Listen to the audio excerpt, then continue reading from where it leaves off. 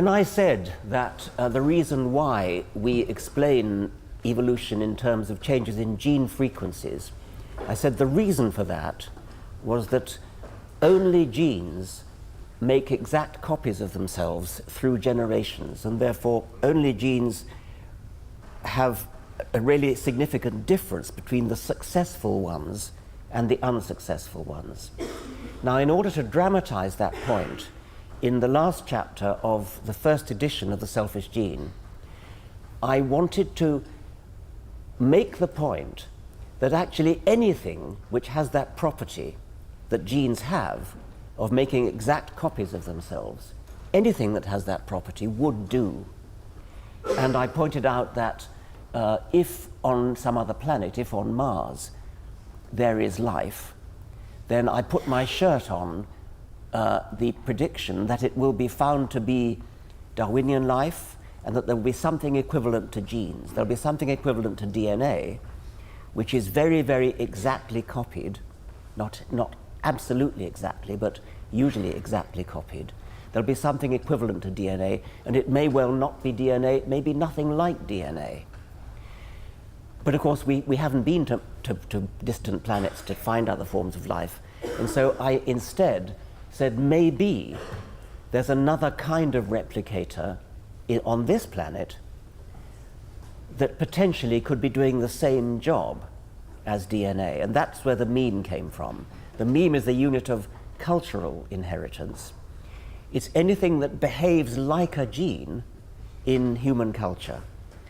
The equivalent of the act of reproduction at the genetic level would be the act of copying an idea from one brain to another. And I used examples like whistling a tune, and somebody else catches the tune, almost like catching a virus. And they whistle the tune, and they walk off into the street whistling the same tune, and somebody else catches it and whistles the same tune. And so potentially you could have the same tune spreading throughout the town. Or if not a tune, it could be a style of dress, it could be an accent, it could be a favorite word, it could be a style of pottery or wood carving or anything like that which is copied from one person to another. You could imagine a style of carpentry, a style of wood carving that is copied from a master to an apprentice, and then the apprentice becomes a master of the next generation and passes on his skill to an apprentice of the next generation. Anything like that, provided that something is accurately copied down generations, and where I use the word generation in a metaphorical way, you now understand. Generation could mean I whistle a tune and then you pick it up and whistle the same tune. That's one generation. So I'm using generation in that metaphorical sense. Wherever you have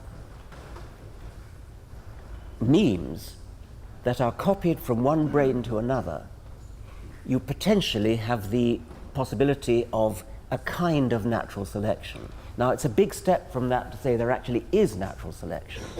Presumably, if we go with the analogy of the tunes, some tunes are more likely to be whistled and copied than others because they're just better tunes. They're more catchy. We actually use the word catchy. So there is a kind of natural selection that we all sort of know about. Various objections have been raised to the theory of memes, and by the way, I should add that I only ever proposed it in order to downplay the gene as the only unit of natural selection. I wanted to say, look, you've just read this book, The Selfish Gene, which is all about genes as the level at which natural selection acts. It doesn't have to be that way. The level of natural selection is certainly not the individual organism, nor is it the group. But it could be some other kind of molecule on another planet, or it could be the meme on this planet. I wasn't intending it to be a contribution to the theory of human culture. Others have tried to make it so, which is fine. I'm delighted that they have. I mean, Dan Dennett and Susan Blackmore, for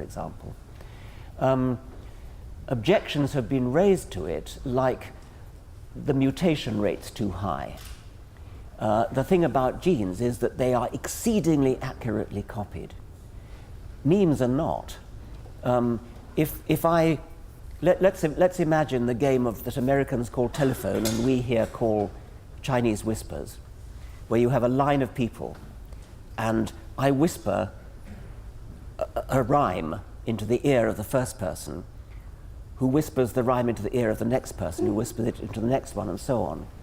And the funny part of the game is that usually the rhyme becomes completely garbled by the time it reaches the other end.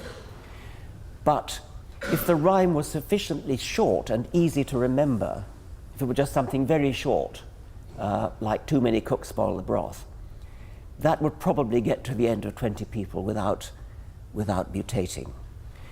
So we all know that it's perfectly possible for unmutated memes to survive. But we all know it because we all speak English. We all learn an English vocabulary and we can all repeat what other people have said in our native language. And it doesn't matter that some of us say it in an English accent and some in a Scottish accent and some in an American accent, some in a female voice, some in a male voice. These are all trivial mutations, and they're trivial in exactly the sense, in precisely the sense, that they don't get copied from one generation of the game of Chinese whispers to the other. I mean, let's persist with this example. I whisper into the ear of the first person a rhyme. This first person whispers the same rhyme into the ear of the next person, but she does it in a female voice. But it doesn't matter. The message survives. The next person does it in an Irish accent. It doesn't matter. The message survives. The exact words survive. And there's a perfectly good operational test of this. If you take 20 people and play Chinese whispers, and you then take a tape recording of each person's whispering, and you've got 20 tapes now, 20 tape recordings, and you then find an independent observer and you say, here are these 20 tape recordings, put them in order, just listen to them and see if you can work out which was the first generation, which the second generation, which the third, and so on. They won't be able to do it unless there's a definite mutation, a word changes, then they'll do it. But if it's just a change of accent, a change of pitch of voice, there will be nothing, there'll be no consistent change as you go down the generations. Generation 3 and generation 17 will be indistinguishable as far as the actual words are concerned. Now, that would probably be true if it's a very simple rhyme in a language that all the people in the line understand.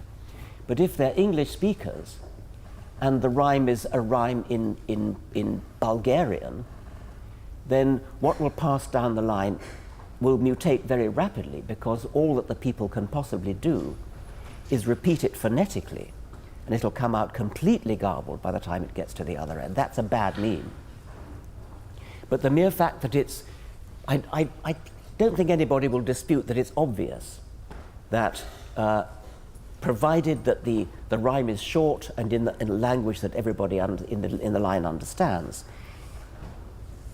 in most cases, or in many cases at least, it's sufficient to say in many cases it will survive intact. And the important point is that you will not be able to tell the order in which those messages were enunciated.